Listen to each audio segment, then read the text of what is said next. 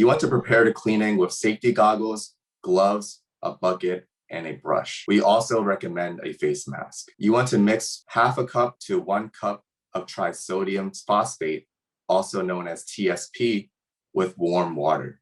Preferably, you want to use at least 1 gallon of hot water to be mixed with the TSP. Use a scrub brush and dip it into the mixture and gently scrub down the stone fireplace in circular motions. Repeat the steps as necessary and wipe down the damp areas with a dry cloth or paper towel. Be sure to remove any excess TSP or any kind of mixture that is left over, as it can lead to damaging of the fireplace. You always want to be sure to have proper ventilation when performing the cleaning, and also make sure that the doors, windows, or any other areas that can help with the circulation of air is accessible.